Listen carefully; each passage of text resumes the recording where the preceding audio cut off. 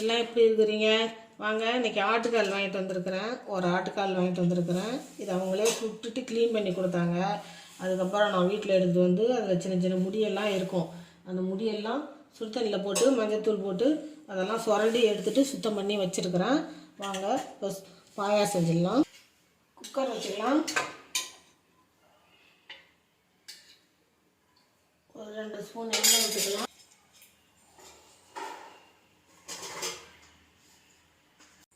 ஒரு 2 துண்டு பட்டை, 2 ஏலக்காய்,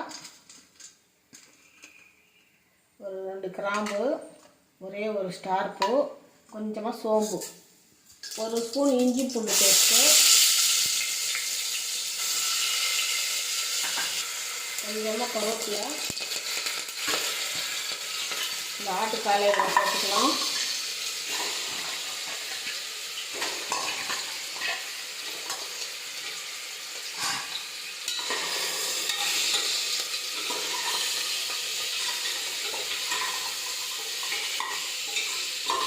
ஒரு கைப்பிடி சின்ன வெங்காயம் போட்டுக்கலாம்.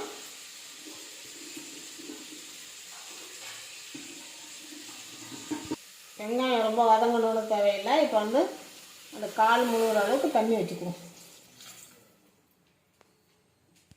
கொஞ்சமாக உப்பு போட்டுக்குவோம். கொஞ்சம் மஞ்சத்தூள் போட்டுக்கலாம். இதுக்கு பச்சை மிளகாய் போட போகிறோம், அதனால் கொஞ்சமாக மிளகாத்தூள் போட்டுக்கலாம். மல்லித்தூள், மிளகாத்தூள் நீங்கள் தனியாக அரைச்சி வச்சுருந்தீங்கன்னா தனித்தனியாக இதில் 1 ஸ்பூன் அதில் 1 ஸ்பூன் போட்டுக்கோங்க. இது வந்து நான் எல்லாம் கலந்து அரைச்சி வச்சுருக்கேன், அதனால் இது கொஞ்சமாக போட்டுக்கலாம். மூடிட்டு ஒரு 10 விசில் விட்டுக்கலாம்.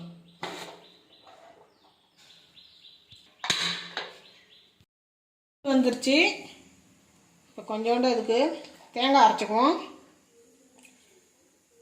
கொஞ்சமாக தேங்காய், 1 ஸ்பூன் கசகசா ஊற வச்சுருக்கேன் ஒரு 10 நிமிஷம் முன்னாலேயே, அதை இதில் போட்டுக்குவோம்.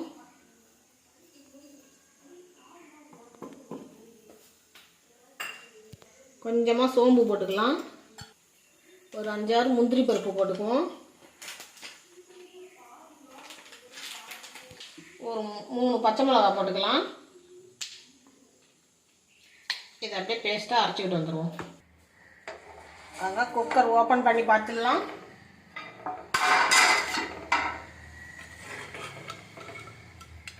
நல்லா வெந்துடுச்சு. ஒரு கடாய் வச்சு 1 ஸ்பூன் எண்ணெய் விட்டுக்கலாம். ஒரு சின்ன துண்டு பட்டை போட்டுக்கலாம். ஒரே ஒரு பிரிஞ்சி இலை,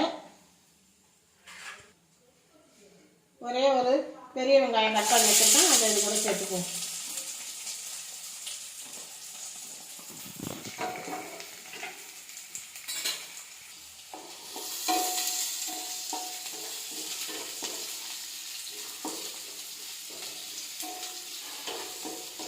இந்த அளவுக்கு வதங்கினா போதும். வெங்காயம் வதங்கிடுச்சு. இந்த அளவுக்கு வதங்கினா போதும். ஒரு 2 தக்காளி எடுத்து கட் பண்ணி வச்சுருக்கேன், அதை இது கூட சேர்த்துக்குவோம்.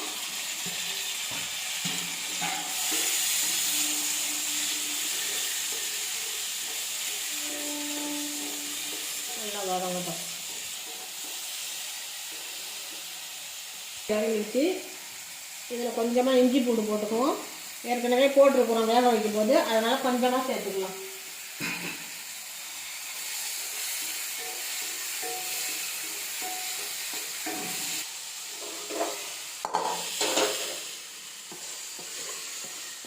இதை எடுத்து இது கூட போட்டுக்கலாம்.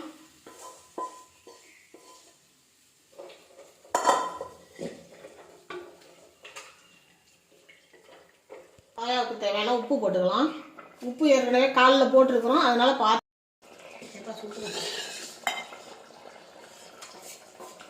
இந்த அரைச்சி வச்ச தேங்காய் பேஸ்ட்டை இது கூட சேர்த்துக்கலாம்.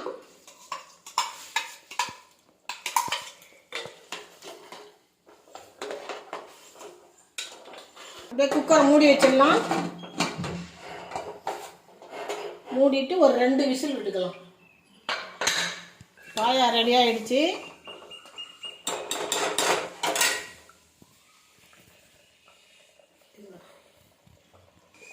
ஒரு ஸ்பூன் பெப்பர் பவுடர் போட்டுக்கலாம். ஏன்னா ஆட்டுக்காலில் கொழுப்பு கொஞ்சம் அதிகமாகவே இருக்கும். பெப்பர் போட்டுக்கிட்டால் ரொம்ப உடம்புக்கு நல்லது. சூடான ஆட்டுக்கால் பாயா ரெடி ஆகிடுச்சு. வாங்க, சுட சுட ஆப்பம், ஆட்டுக்கால் பாயா எல்லோரும் சாப்பிட்லாம். வாங்க, அப்போ நல்லா பொசு பொசுன்னு இருக்குது. ஆட்டுக்கால் பாயாவும் ரெடியாக இருக்குது. வாங்க எல்லோரும் சாப்பிட்லாம்.